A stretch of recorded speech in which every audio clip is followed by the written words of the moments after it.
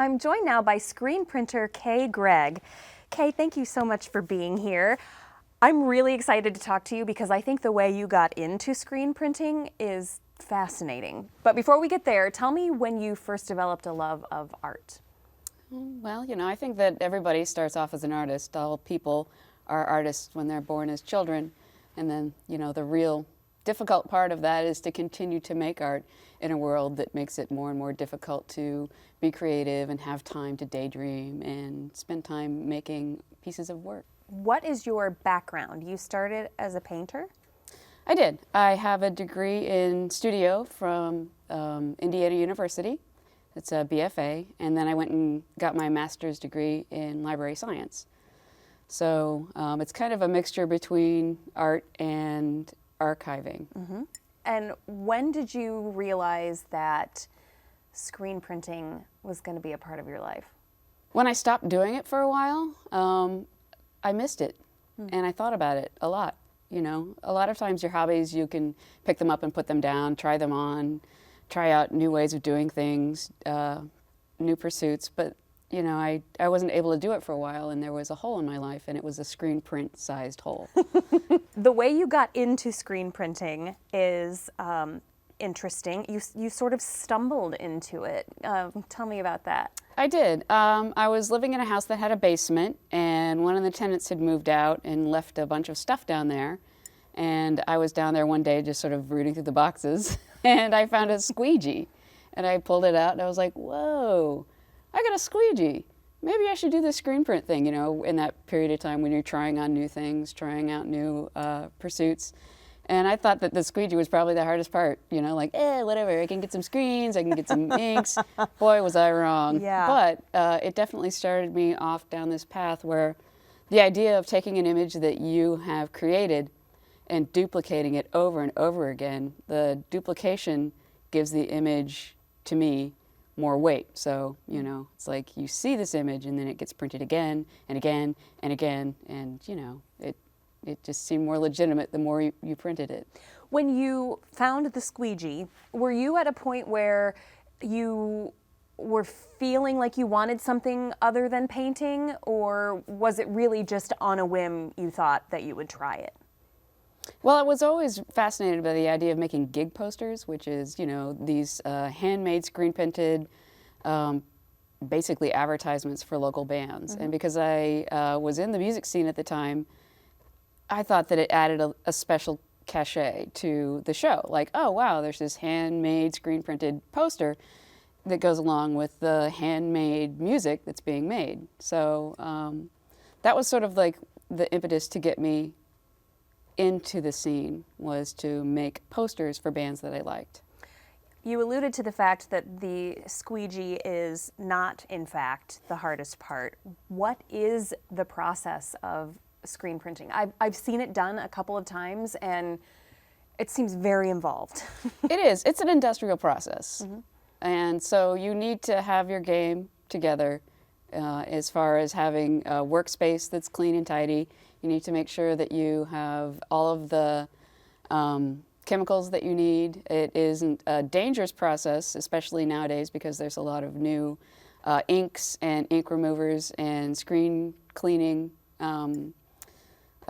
chemicals to, in the past people had to use things like benzenes and, turpentines and stuff like that. Right. And if you choose to use solvent inks, you do definitely open that up. But I have always chosen to use acrylic-based inks, basically something you could give a toddler, to paint with, and it wouldn't hurt you. So that has definitely taken sort of that industrial aspect out of it, but it's still, you need to have emulsion, which is sort of a rubberized, photosensitive goo that you put on screens, and then you expose it to UV light, the sun. It could come from a work light.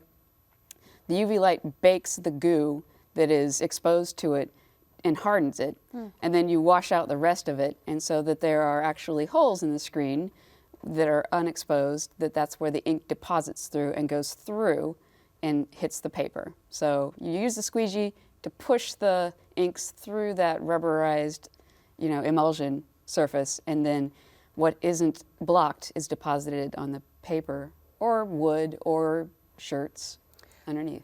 I read that the first screen print you did was a serious case of beginner's luck.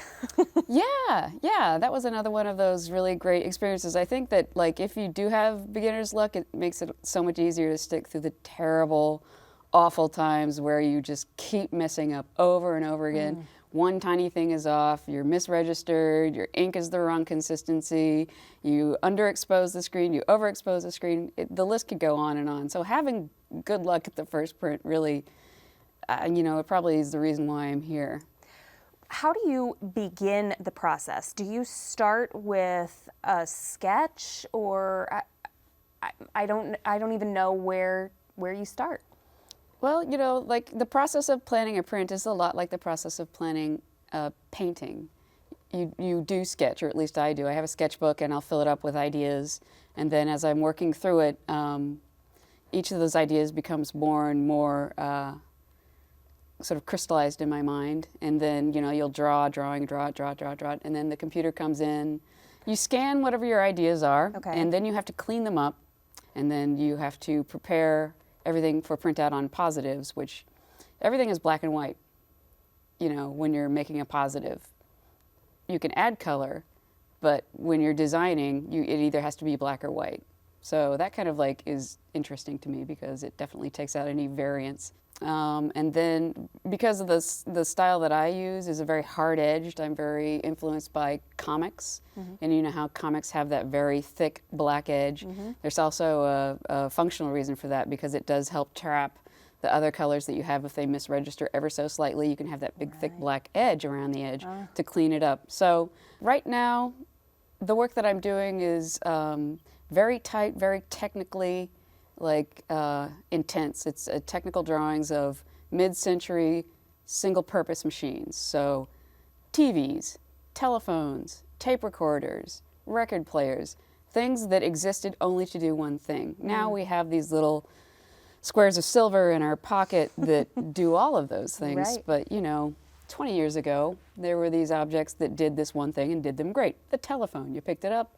So anyway, I became really fascinated by making these very almost loving technical drawings of these objects that no one has cared about for years, but are, from a design standpoint, beautiful and amazing and functional. You mentioned you have some inspiration. What do you draw on when you are getting ready to start? Since it is such a tough process and you have to know ahead of time, unlike a painting where it can take on a life of its own, what do you draw from to come up with these concrete ideas? Right now I'm working on a series. So as long as I can keep going to the junk stores and finding these beautifully designed objects that are inspiring to me, as long as I can find the next object to put on the table to look at and to be inspired by, I'll have a series forever. But once I feel like I've reached the end of that exploration, then I'll just go back to my sketchbook. I think that it's important that if you're making images on a regular basis, that you have a sketchbook in your pocket. It's not the same as having a laptop or a phone that you can, for me, it's important just to have a place where I can go that has collected the ideas over however long that I've been using the sketchbook for, and go back to it, flip the page over, look at what you did yesterday, flip more pages, look what you did 3 weeks ago. And so that really helps to streamline your creative process by keeping all of your ideas in one place, and you can see the evolution of how ideas travel through. Is it hard, since it is a technical process, is it hard to maintain that creativity when you know that the process itself doesn't allow for much creativity once you've started? Yeah, that image is set in stone by the time you've got it on a positive and ready to burn. Like, you can't fudge things around, you can't move them. The only thing you can change is the color.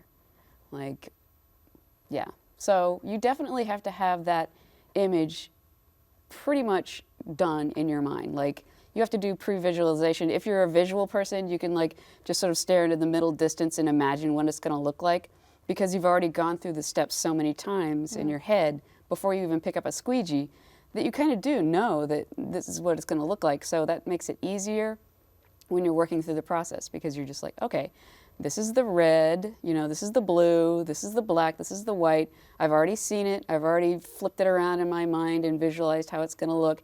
And, the screen printing process is just a mechanical process. It's not the creative part of it. So they work together hand in hand to create this thing at the end. You likened screen printing to the recess of your day. Does it still feel like that? Oh yeah. I mean, I can't wait to get down into the shop. Sometimes I get off work and I run down there in my work clothes, and I'll be pulling a squeegee in the clothes that I, wear to be a professional person, and then I'll get a giant blob of green or blue on my sleeve, and then I'll forget about it. Yeah. What is next? I really enjoy working on wood panel. It's a little bit more solid than paper. It's a little bit more, I don't know, it's a little bit more monumental. So I'll be working on panel, and I would like to work the backgrounds and work some of that painting back in to the print. So have this interplay between painted elements and printed elements. That was going to be my next question. Had you sort of said goodbye to painting, but no, it's going to be a part. Yeah, it's definitely, I mean, you can do things with painting that you can't do with screen printing and vice versa. Like tiny little detailed patterns are impossible with a paintbrush. You have to be nuts to try to paint a wallpaper pattern with a paintbrush. Nuts are incredibly talented. Or both. Or both, yeah.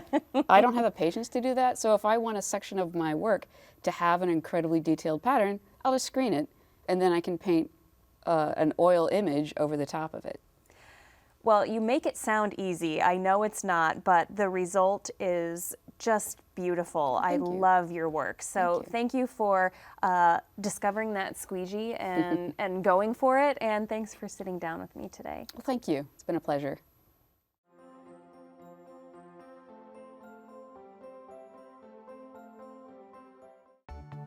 Arts in Focus on PBS Fort Wayne is funded in part by the Our Foundation and the Community Foundation of Greater Fort Wayne.